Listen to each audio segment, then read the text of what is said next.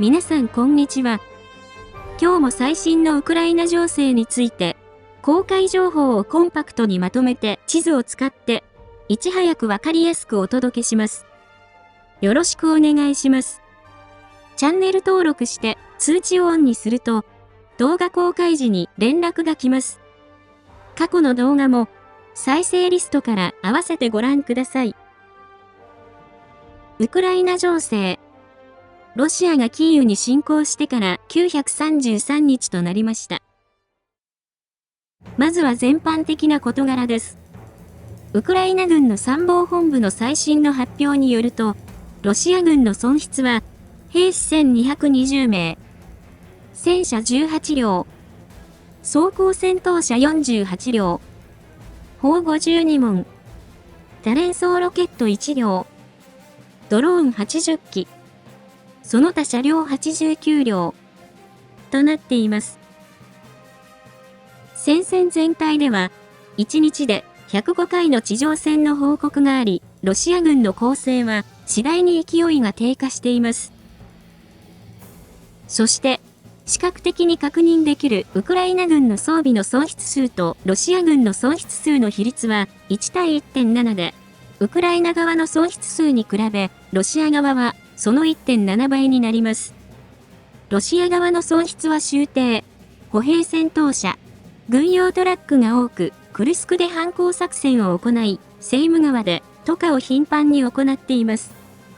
反対に、ウクライナ側はピックアップトラックが多く、装甲戦闘車が少し目立ちます。ウクライナ情勢に関するニュースを厳選して、簡単にお伝えします。YouTube のチャプター機能で必要なところを見ることもできます。1番目。昨日の動画で、クリミア半島の沖の黒海で、ロシアの Su-30SM 戦闘機が墜落したとお伝えしたことについて、ウクライナ主要情報総局 GUR は、MANPADS を使用して撃墜したと報告しました。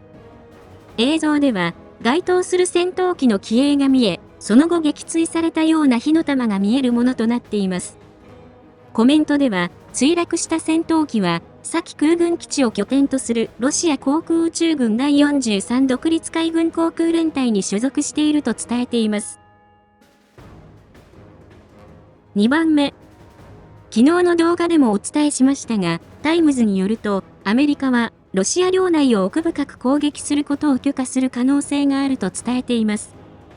今日はホワイトハウスでイギリスのスターマー首相とバイデン大統領が会談する予定で、その話し合いにより決定されることになりますが、タイムズはストームシャドウの使用は許可するものの、ATACMSによるロシア領内への攻撃は許可しないだろうと伝えています。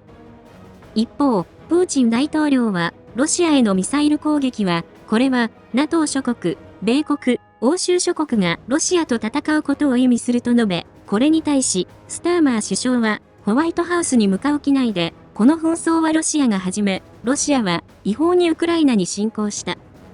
ロシアは、この紛争を直ちに終わらせることができると述べました。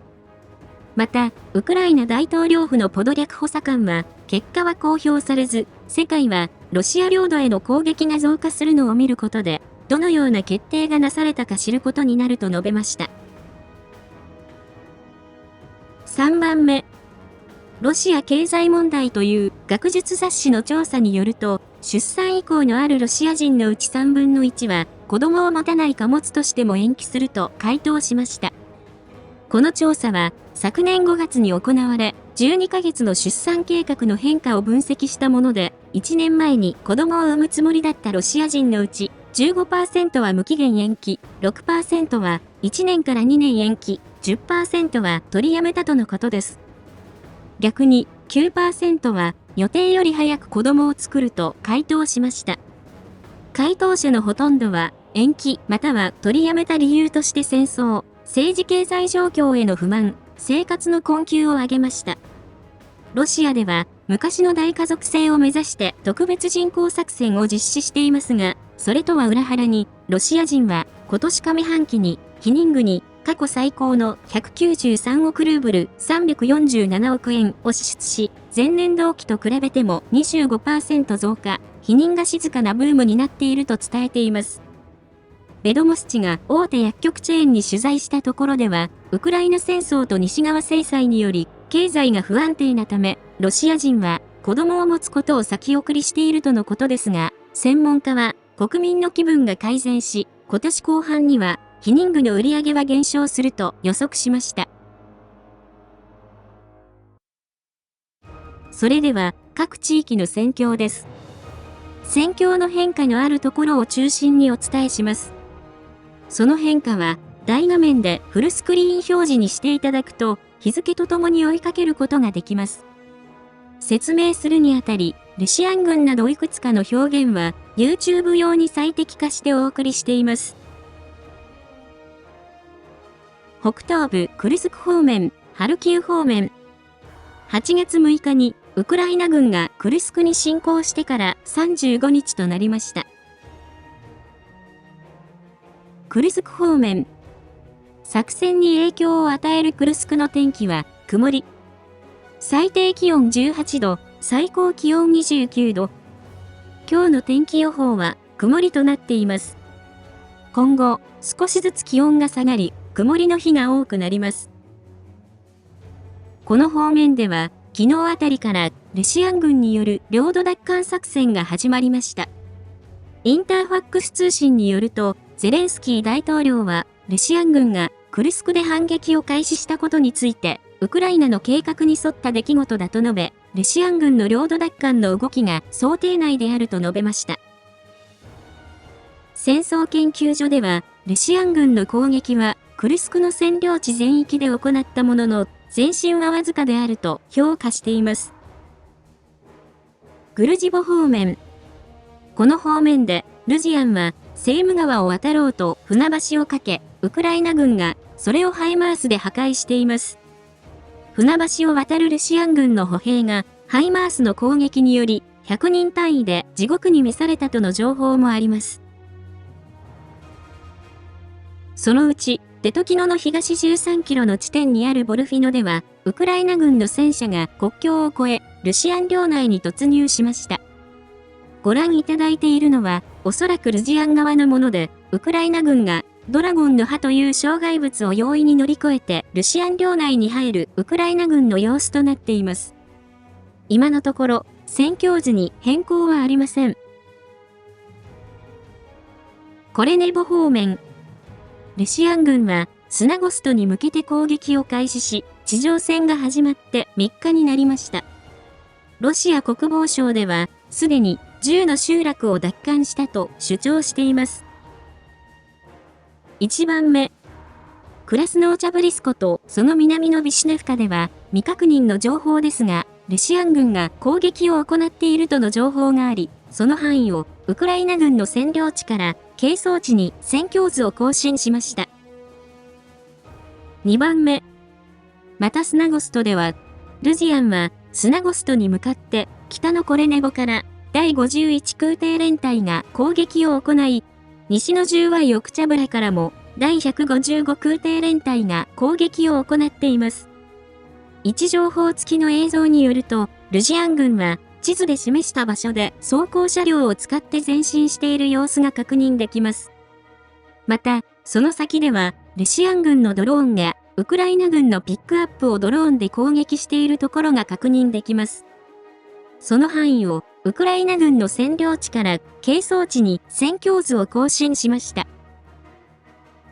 それ以外のマラヤロクニャ方面、スジャ方面では、ロシアン軍の領土奪還作戦に対し、地上戦が行われているものと思いますが、今のところ確認できる情報がなく、戦況図に影響のある情報はありませんでした。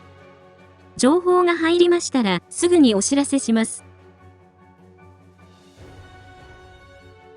ハルキウ方面、リプツィ、ボフチャンスクの戦況についてお伝えします。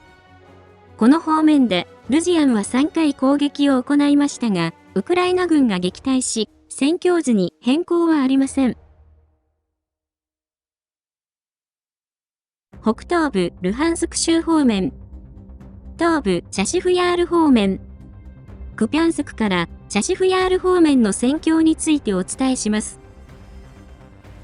この方面でルジアンは、クピャンスク方面で16回、スバトベクレミンナ線で11回、シベルスク周辺は1回、チャシフヤール周辺も1回、トレツクの方向に6回攻撃を行いました。チャシフヤール方面。位置情報付きの映像によると、ルシアン軍はカリニフカの北西で川を越えて前進しました。ご覧いただいているのは、ウクライナ軍の第56歩兵旅団のもので、地図で示した場所にいるルシアン兵の様子となっています。この場所まで係争地が拡大したとして戦況図を更新しました。それ以外のニューヨークなどについては、ルシアン軍の攻撃はウクライナ軍が撃退し、戦況図に変更はありませんでした。南東部ドネツク州、ポクロフスク、クラホフブレミフカ方面の戦況についてお伝えします。この方面でルジアンは、ポクロフスク方面で30回、クラホフ方面では23回、ブレミフカ方面で4回攻撃を行い、一部で前進しました。ポクロフスク方面。1番目。複数の情報を総合すると、北側の正面のノボフロジフカの西では、ルシアン軍がリシフカに向けて前進していて、その範囲を係争地とウクライナ軍の支配地から一部ロシアン軍が占領したとして戦況図を更新しました。2番目。マリニフカでは集落の北側をルシアンがドローンで空爆を行い、集落がほぼ包囲された中でもウクライナ軍の存在が確認できます。ご覧いただいているのはルシアン側のもので、地図で示した場所の様子となっています。戦況図に変更はありませんが、ウクライナ軍が取り残されている可能性があり、気がかりな状況となります。2番目。その南のミハイリフカでは、ルシアン軍は歩兵の突撃を継続し、ウクライナ軍の投入部隊を兵士の量で圧倒する作戦を行っています。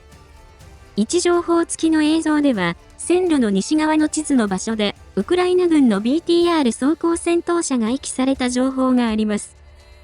ご覧いただいているのは、ルシアン側のもので、地図で示した場所の様子となっています。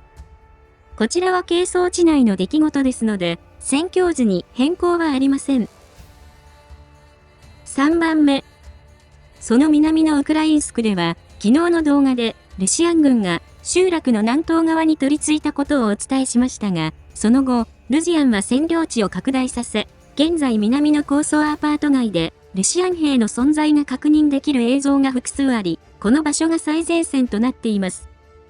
その範囲を、係争地からルシアン軍が占領したとして戦況図を更新しました。また、ルシアン軍は、ウクラインスクを北と南から攻撃しようとしているとの情報があります。クラホフブレミフカ方面。この方面では、双方が攻撃を行い、前進しています。1番目。この方面では、ルジアンは、クラスノホリフカから西に6キロ前進し、ホストレの集落に入りました。ご覧いただいているのは、ウクライナ軍の第 46A モバイル旅団のもので、ホストレの集落の様子となっています。おそらく、クラスノホリフカからウクライナ軍が撤退したのを見て、線路沿いにまっすぐ西に進んだと考えられます。集落では、ルシアン軍は大きな損害を出していますが、戦況図では、ウクライナ軍の支配地からホストレの半分を係争地として、また、その手前までをルシアン軍が占領したとして戦況図を更新しました。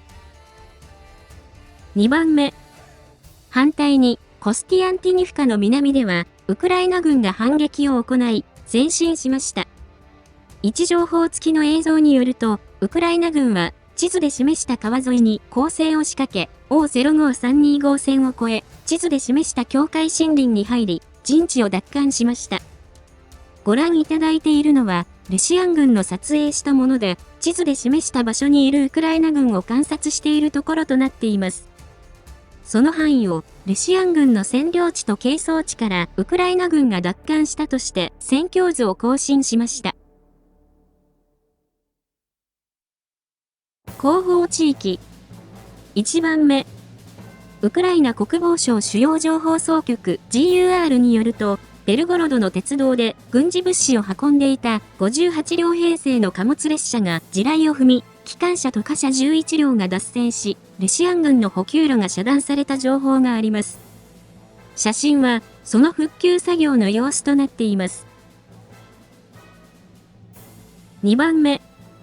オムスクで、ルジアンの防衛産業にとって、最も重要な企業の一つであるオムスクトランスマッシュで大きな火災が発生し、写真では建物から激しく煙が出ているのが確認できます。この会社は戦車をはじめとした様々な防衛装備を製造している会社で、西側各国から制裁対象となっています。南部ザポリージャ州、南部ヘルソン州。この方面で、ルジアンはザポリージャ方面で2回、ドニプロ川付近で7回攻撃を行いましたが、いずれもウクライナ軍が撃退し、戦況図に影響のある情報はありませんでした。今日は以上です。戦況の分析やニュースの感想、最新情報など、ぜひコメント欄にお寄せください。最後に、視聴者様にお願いがあります。このチャンネルにはサブチャンネルがあります。また、関連するツイッター、ノート、テレグラム、ニコニコ動画があります。普段はこのチャンネルで発信していますが、何かあった時は、これらのメディアで視聴者様にお知らせすることがあるかもしれませんので、ぜひ、どれか一つでもチャンネル登録、フォローの方をお願いします。リンクは概要欄にあります。ご視聴いただきありがとうございました。